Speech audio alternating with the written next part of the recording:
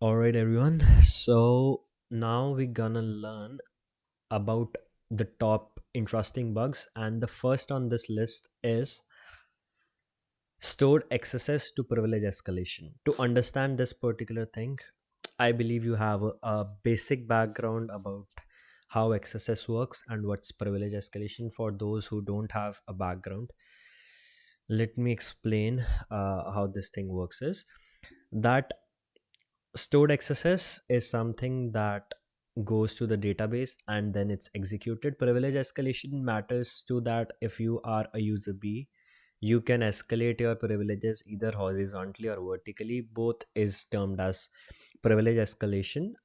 This one is known as a horizontal privilege escalation, and this one is known as the vertical privilege escalation. So, was this bug all around? That if we go into the exploit chain of this vulnerability, so suppose you are an employee, you are on a website in which you are acting as an employee, then you found a stored XSS. Using that stored XSS, you got the cookies of the admin or your manager, which has a higher privilege than you. You did the privilege escalation, which resulted in an account takeover, right? You took over the account of that manager. You gained even more high privileges, access to sensitive data, and all company data is leaked. How it worked was, there is a financial program on hackerone that allows you to do this. Admin and manager can create loans. Loans means for financial help by the people, right? So admin and manager can create loans, and manager invites the employees to finalize the loan process. So to understand this particular thing, there are two roles in that. When you are a pen tester, you need to understand these roles things very clearly. So there are two roles. First thing is the admin role, the second thing is an employee role. Obvious, its name suggests admin has a high privilege, employee has a low privilege, right? Now employee can only access the loan that you are invited to. Manager can have access to multiple loans, but the employee has the access to only the loan which they are invited to. So in the loan there was a field known as purchase description, where which is vulnerable to a stored XSS. You can use pretty much any payload that depends upon to that particular company. We are not going much into the detail, we are just following the ideology how we find bugs.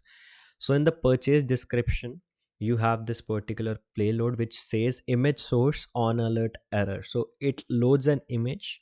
If on error, it would pop up an alert. So that's a XSS, right? Employee injects this XSS payload into the loan application. Then they invite the manager. So what employee does is it injects an XSS in some input field, then invites the admin or the manager to review it. When the admin or the manager would open this page in which XSS is stored, this XSS would send the information back to the hacker with the cookies of an admin. Once you have the cookies of an admin, you took over the entire account, because cookies is something that authenticates us into that particular account. So once the manager opens that particular thing, so that's a taker of admin account. And once you are an admin, you can see the information of the clients, because we studied that admin had loan creates loan. So loan has the PII, personal identifiable information of the clients. So that results in a mass client data leakage. So this was the first bug which I personally liked, because it is a clear example of how we change the vulnerabilities, right? Moving on to the second bug. The second one, this was one of my favorite findings, that the team collects, that the Nexus security team collects all these resources and they send me for review that okay, these have we have found. So this bug is about how a person found out a bug worth $3,000 by just using Recon. So what are the steps? For example, there's an target known as star.example.com.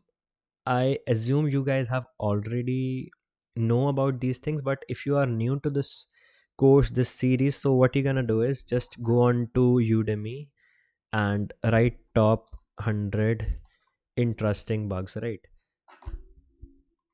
Just write these things, top 100 interesting bugs. So there's a part 1 of this course too, so that you are very well known about what I'm talking about. So just take this part first before taking this one, but I would try to make keep it simple. So when you see a scope of a target, it can either say example.com into their particular scope, or they can say star dot uh, example.com. So when they say example.com, it means only a single domain is allowed. When they say like this, so multiple domains like are allowed, like the subdomains are also allowed, which is known as a wildcard entry, right? So in this particular case, it was a wildcard entry. So we can use tools like ama subfinder to find all the subdomains. Out of those 600 subdomains, the hacker looked at this particular subdomain, which was named as internal dashboard.example.com. Now, after this particular thing, what the person did was that he came to a conclusion that I would use HTTPX to identify whether the domain is live or not. So he used a tool known as HTTPX, right? HTTPX responded with the status code 200. That means the domain is live. Moving on, when he used fuff, you can use Durbuster, you can use GoBuster at this particular place. There's no restriction on the usage of tools, but it's always good to use fuff for discovery. And after using fuff for discovery of the endpoints, he found this endpoint known as adminconfig.json, and inside of that file there was this particular information which says db username root, db password super secret password 123 hash. Now everyone knows db stands for database. It has the username and the password of the database. The hacker validated that is it the right username and the password and reported it to the company, and he got $3,000 for this particular bug by just doing the proper recon. So recon is the key, guys. Moving on to this bug, where it took the hacker 10 minutes to find a BAC. Now BAC is broken access control. That means you can create, edit, modify, or delete any information that doesn't belong to you, right? That exposed every user profile. So he was hunting on a target where he found this particular endpoint, a get request with API users current. As its name suggests, this API is responsible for sending back you the information of your own account, right? Current. So it returned the information like this. Now the hacker thought, what if I delete the word current and send the endpoint just like this? Get API users. So there was no security. He got the information of all registered users. So simple bug. There was nothing so technical about it. But why I like this bug and why this is on my list is to just showcase that sometimes you might get bugs like that API users current refers to our account. What if we go to get API users? And sometimes this thing might have a security. So try changing the request methods. Try changing to post, put, delete different endpoints, because some endpoints might have a security, some endpoints don't have a security. So always think that way.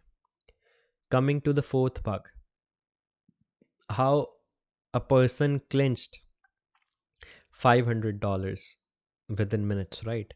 So this is a particular scenario where a person was testing a website where you can create flashcards, and he was trying HTML injection in every endpoint. So when he injected this HTML payload into the name or title field of the flashcard, he thought that XSS was possible, but nothing happened.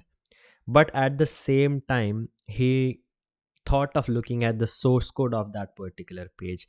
And in the source code, he found out that there were email addresses of multiple staff members and a lot other things and the passwords. And that was a bug. That was a PII, information disclosure. So how it worked is he injected a HTML payload into this particular endpoint, into this particular endpoint. At the same time, some employee might have seen that page. So the employee details got embedded in the source code of that particular page. Now this is a coding flaw where the secrets are getting stored on the front end. So it's always good to check the source code when you are executing some bugs like HTML, XSS. So this was a P2 to P3 level of bug, but it comes with a bit of luck and reviewing the source code. So there was nothing technical about that particular thing, but it's always luck. Sometimes it matters, right? Moving on, we discovered this thing. All right, how the person discovered an IDOR. Now, for you to understand IDOR, you should know the meaning of IDOR. So, IDOR refers to indirect object references. Same thing, it falls under the category of BAC, broken access control. So, if you can create, view, delete, modify the user details of other people, it's IDOR. So, there's a remix feature in Chat GPT, right? Chatgpt.com. So when you upload a particular image, it gets a string like this, media alphanumeric string. So when he kept on uploading a lot of images, he discovered that these strings are not really random. It has a prefix that remains constant, and the other part of that particular link is something that relies on the timestamp of the image being uploaded, at what time the image are being uploaded. So if it consists of 3 bits, this bit is static of the image, and the rest of the 2 bits depend upon what time the image are excluded. So if we can make a code, let's say, okay, make a timestamp from 1 p.m. to 1 a.m. to 2 a.m. of this date, so we can easily make this bit of code. So that's what he did. So what he did was that he started predicting media IDs, which was easy because it relied on the timestamp. Then he used the remix function to inject that newly discovered image IDs to test the impact. So when he made a script used into that remix function of the endpoint, he was able to edit pictures which doesn't belong to him just by enumerating the IDs. So this was a classic IDOR example when you think like an hacker and you are able to exploit things which are beyond your normal capabilities. Moving on, how exposed API keys led to arbitrary account creation. Now, a person was hunting on redacted.com. He was doing the JS file analysis. When you go to any website, let's say you are on this website, you can do a lot of things over here. You can go to more tools, you can go to developer tools, you can go to network, you can go to performances, memory, you can go over here to check the JS files too, right? You might use some tools to check the JS files.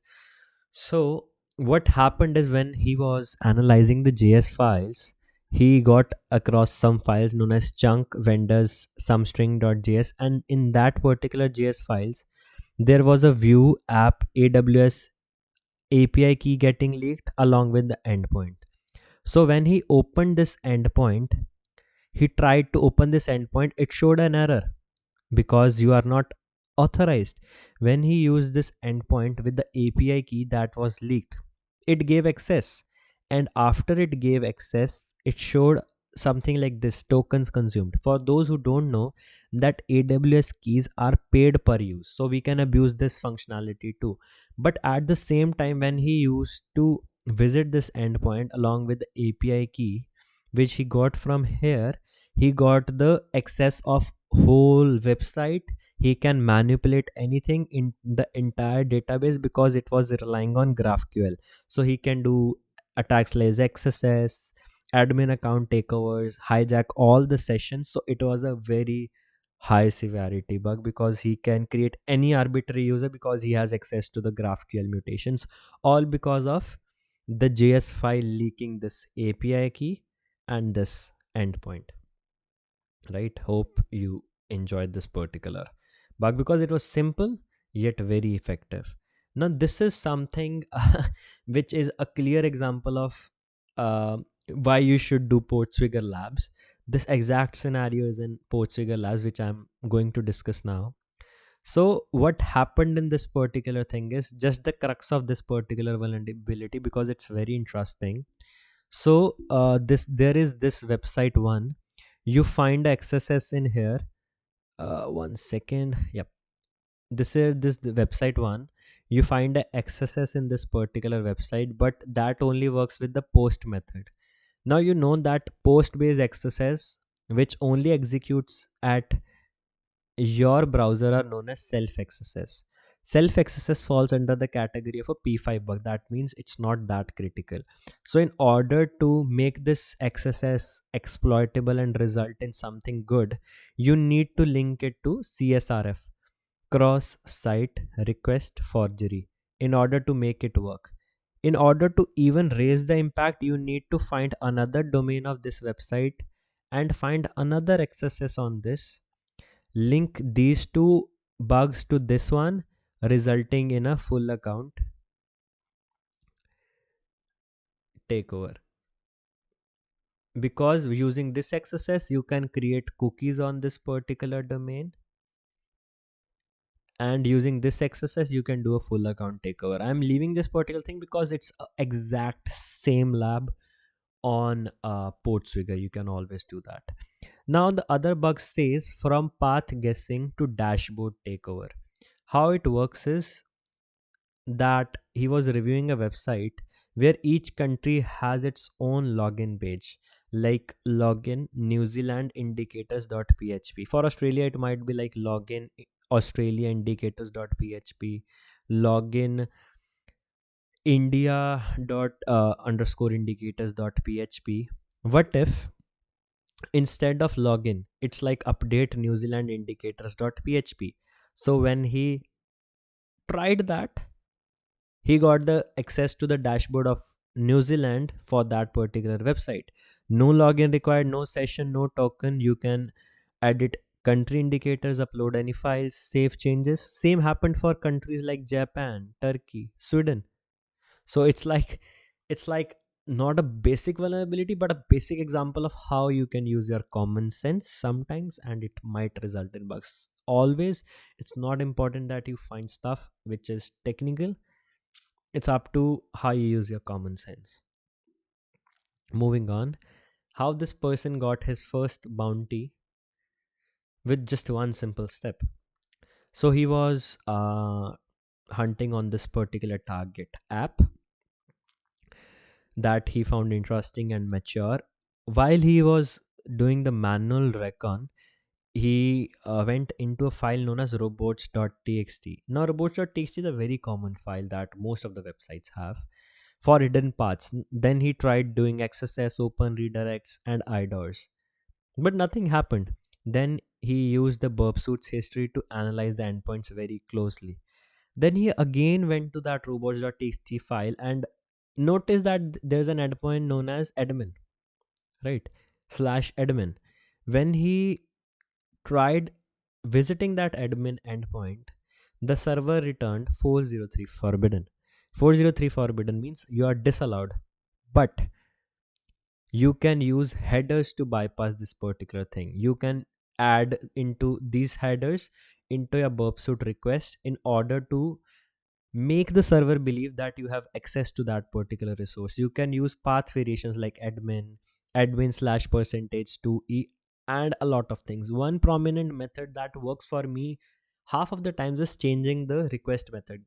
Change get methods to post, post to get to put, put to delete. You can always do that. So when he tried changing the get method to post, he got access to the admin panel. When he tried to get into the admin users path, He got access to the admin users directly, and the admin panel was leaked. It was a P1 bug, so he got a bounty of $1024 by just using the conversion of get to post method and trying to break the admin endpoint. It's simple, but you need to remember that if I'm getting a 403, I need to try get and post, right? Moving on. So here was a bug. It was a really interesting bug. Let me explain over here. For example, you are on a shopping website, let's say abc.com, right? abc.com, and abc.com has a sale on selected items for, let's say, 24 hours. So for today they discovered that, okay, on one fold 5, if the mrp is, let's say, $1,000, for 24 hours we are giving one fold 5 for, let's say, a dollar 700. So if you add things into your cart during that particular time, you would get this particular discount. So what the hacker did, he added 10 folds into the account that costed around $7,000, but the original value at the back end was $10,000. $10,000. So the discount value is around $3,000. And along with this particular thing, he added a TV which was not on discount, but it costed around $3,000 at MRP. So the total cart value of this particular thing was $10,000. What happened was, after the discount ended the next day, it still remained $7,000. So what the hacker thought, he discarded all these 10 folds out of this particular cart. But the server believed that it needs to give $3,000 discount to this particular person, because this discount was not linked to this product, but it was linked to the cart ID of the user. So what initially happened was, he got a TV of rupees $3,000. He got a discount of $3,000, which was initially meant to be given on these folds, and the total cart value was $0. Bug P1. So it was like a logical flaw, but it was really interesting. That's how it happened. Hope my story made sense to you guys. All right. Moving to the next bug, we would only do 15 bugs in this particular video, then we would do it in some other video. So this plain sight bug resulting into a full account takeover, how exactly thing happened is, okay, so he was going through the website where he can create a new website, and he was redirected to the website's dashboard. Inside the dashboard, he noticed that the feature integrates with New Relic, a third party service. That's good. When he clicked on that button, it says activate New Relic Pro. That means there's a website. Just to explain you, there's a website. When the person signed into that website, he went to the dashboard of that website. On going to the dashboard, he discovered a button that says activate new relic dashboard, and this new relic dashboard is something related to the third party services, right? So when he clicked onto that dashboard, a new relic dashboard was created without any password or login. So it's good that you are a user, you got a new relic dashboard without any further authentication. But here was the catch. When he was trying to access the new relic dashboard, when he intercepted the request using burp, the new relic dashboard is created on the basis of site ID. So the hacker thought, what if I know the site ID of the victim? Things are normal only when you have your own site ID and you can create the dashboard of your own company for relic. But if you know the site id of the victim, and you can have direct access to the relic dashboard of the victim, it's a bug. So that's what he did, that he got the site id of another organization, pasted it up here, and he directly got the access of relic dashboard of another account. On doing a lot of research, he got the site ids of a lot of people using web archives or wayback urls. He used those site ids to get the whole account takeover on a third party service, that was relic. So it was really interesting bug where you chained two bugs together, and it really made a lot of sense, right? Moving on to the other bug, how I found 30 security vulnerabilities in a single program. The first bug was HTML email injection via name field. It's simple. Instead of the name field, when you are asked to sign up, you fill some HTML tags like bing.com, href, and stuff like that. It always works. Then when you are trying to do the email verification, if something goes wrong, in the response it says false, try changing that to true. It's classic example of response manipulation. Then you find a file using directory busting that is named as api.log. When you see that api.log, you get information to sensitive logs of the website. Rest, there was a reflected xss, stored xss, and time based sql injection, where if you find a endpoint which is directly linked to the database, how you know that, you put this single colon, colon, and if it leads to an error that's related to sql, you can always try this particular thing. If the website sleeps for 6 seconds, you discovered a blind sql injection. This was something that was quick, and it was good, that I thought it's beneficial for you guys. Then 12,900 bounties in the first case using Axiom Classic. It's no promotion from Axiom, but I felt this really good.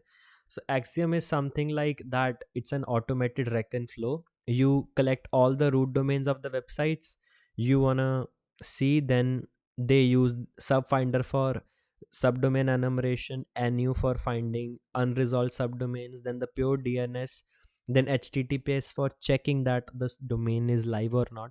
Then use nuclear templates for vulnerability analysis. So he used Axiom along with the combination of nuclear templates to do that. I use that too, and there are some free alternatives to do this particular thing known as Magic Recon, and the other tool was Recon FTW. You can always use this tool. So I choose this bug to show you a little alternative to using this particular thing. Just two bugs left, and then we are done for the video. Hacker watches what he wants. Free Netflix accounts, so he can watch any movie on Netflix earlier. So he was hunting on a particular target where he found this particular target, where he found a subdomain of uh, Netflix. From the source code of what he got, you are like this: download.opencontent.netflix.com.s3.amazon aws. That means it's a AWS instance of Netflix. So when he used those particular directory, he could see the directly listing of all the movies. So yeah, he can pretty much watch any movie if he goes through that particular directory listing. So it's a classical example of unprotected S3 directories, and the company needs to safeguard that. So big companies do that mistakes, right? The last bug for this particular video is how git config made that person earn money. So he was randomly testing on a target where he visited this endpoint says .git.config. So it showed 200 okay, and it downloaded a config file. So you can use this tool known as git dumper. What git dumper does is you need to do like this: git dumper.py victim website name.git, and it would try to start getting the previous versions of the git that were injected into the particular GitHub repository. And what you can't believe, I discovered it the same bug somewhat like this, and there was whole source code of the website. with database passwords and everything. So always try going to git config endpoint. It's always good, and the same happened with this particular thing. That's all for this video, and see you in the next one. Thank you.